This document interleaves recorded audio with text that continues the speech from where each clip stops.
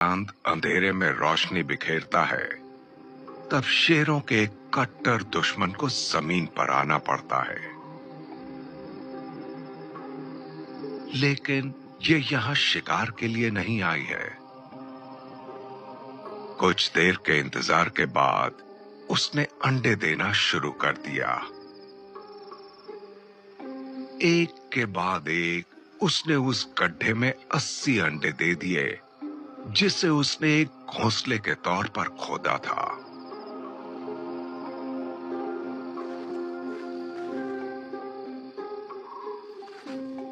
बहुत धीरे धीरे वो अपने पिछले पैरों से उन अंडों को जमीन के अंदर छुपा रही है, जिससे उन पर किसी की नजर ना पड़ जाए।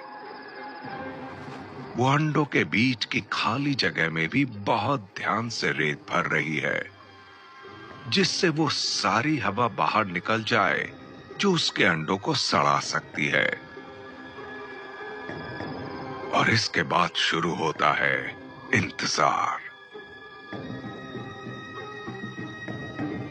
ये शिकारी के रूप में जितने खतरनाक हैं, माँ बाप के रूप में उतने ही कोमल हैं। दोनों घोंसले की तब तक रखवाली करेंगे जब तक बच्चे नहीं निकल आते, और माँ तो शायद ही कभी घोंसला छोड़कर जाएगी।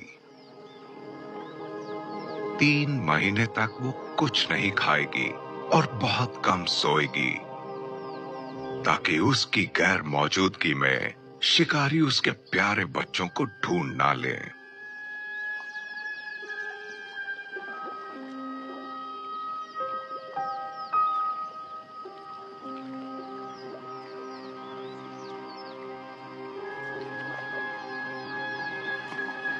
दिन हफ्तों में बदल गए हैं।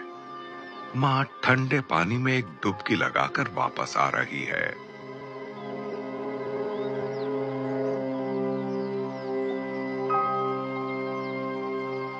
इसमें ढेर सारी ममता जाग रही है, क्योंकि जमीन के नीचे से कुछ नन्हे मुन्नों की आवाजें आ रही हैं।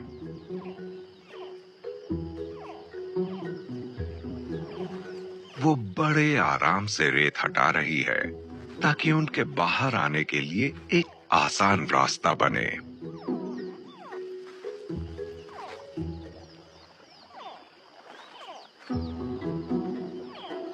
महीनों के इंतजार के बाद उसके बच्चे पहली बार बाहर आ रहे हैं।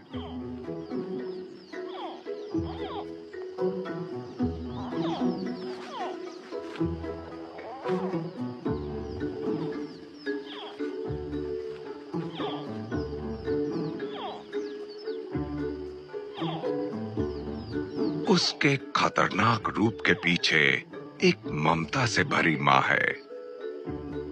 ऐसा शायद ही किसी दूसरे रेप्टाइल में देखने को मिलता हो। जो जबड़े दूसरों के लिए मौत का फरमान है, उन्हीं से वो अपने बच्चों को बड़ी कोमलता से उठाकर अपने गले की नर्म लचीली थैली में समेट कर रख लेती है।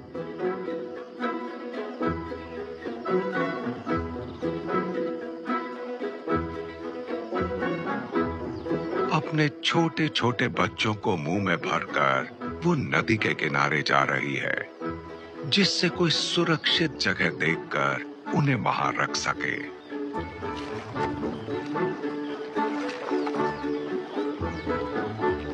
इस वक्त वो सबसे कमजोर है, इसलिए वो उन्हें घास और दूसरे पौधों के बीच छुपा रही है।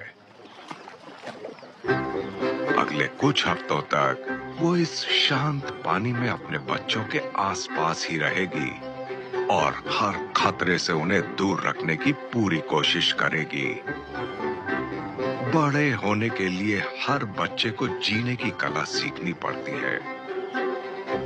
बच्चे भूखे हैं और कुछ ही घंटों के बाद उनके अंदर शिकार करने की इच्छा जाग जाती है। ये पैदाइशी शिकारी होते हैं। कई हफ्तों के बाद जब बच्चे शुरुआती कठिनाइयों को पार कर जाते हैं, वो आत्मनिर्भर हो जाते हैं। और सिर्फ तभी माँ अपने कर्तव्यों से मुक्त होकर एक बार फिर अपने लिए शिकार करने निकल पाती है। उसके बाद बचे हुए बच्चों को प्रकृति के हाथों में छोड़ दिया जाता है।